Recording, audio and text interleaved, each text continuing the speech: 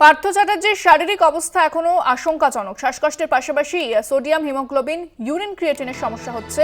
মঙ্গলবার রাতে এসএসকেএম থেকে কলকাতার এক বেসরকারি হাসপাতালে স্থানান্তরিত করা হয়। আদালত পার্থ চ্যাটার্জিকে বেসরকারি হাসপাতালে চিকিৎসার অনুমতি দেয়। ফোনে রয়েছেন প্রতিনিধি দেবাশিস সেনগুপ্ত। দেবাশিস, ঠিক কি জানানো হয়েছে আদালতের তরফ থেকে এবং কেমন আছেন পার্থ চট্টোপাধ্যায়?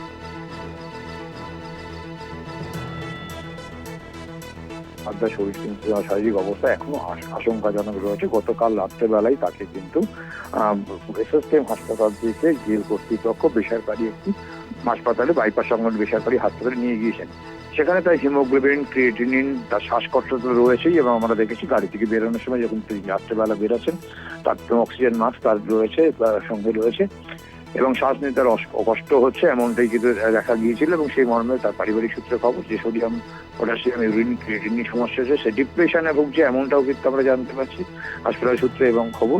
পার্থ চট্টোপাধ্যায় কিন্তু যখন তাকে গ্রেপ্তার করা হয়েছিল তখন থেকে কিন্তু, তার আগে থেকেই তিনি অসুস্থ রয়েছে, তার বিভিন্ন রকম শারীরিক অসুবিধা রয়েছে। আমরা দেখি গত 20 তারিখে হঠাৎ করে জেল কর্তৃপক্ষ তাকে এসএসকেএমে নিয়ে আসে, যদিও তার আগে তিনি একাধিকবার কিন্তু হাসপাতালে ছিলেন।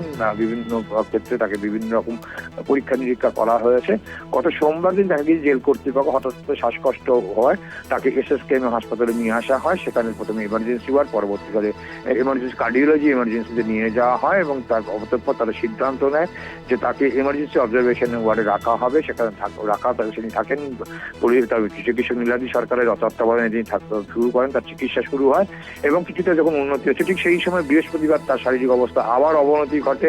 তার শ্বাসকষ্ট আরো বাড়ে এবং পাশাপাশি বুকের যন্ত্রণা হতে শুরু করে। সঙ্গে সঙ্গে হসপিটাল কর্তৃপক্ষ কোনো রকম বিলম্ব না করে তাকে কার্ডিওলজির এমার্জেন্সি বিভাগে তাকে স্থানান্তরিত করা হয় আইসিসিউতে, এবং সেখানে 10 সদস্যের সরোজ মণ্ডল, হৃদরোগ বিশেষজ্ঞ সরোজ মণ্ডলের নেতৃত্বে 10 সদস্যের মেডিকেল বোর্ড তৈরি হয়। মেডিকেল বোর্ড তার উপর নজর রাখছিল, এবং সেক্ষেত্রে দেখা যায় তখন থেকে কিন্তু তার বিভিন্ন ক্ষেত্রে শারীরিক যে তার সংকট, সেই সংকট বাড়তে থাকে।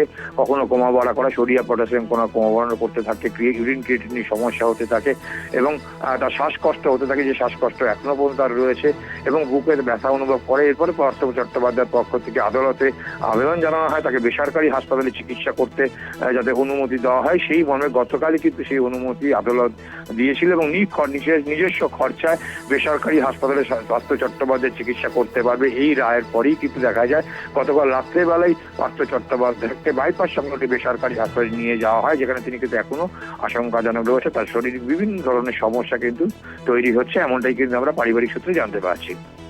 একেবারে ধন্যবাদ দেবাশিস। কথা বললাম প্রতিনিধি দেবাশিস সেনগুপ্তের সঙ্গে।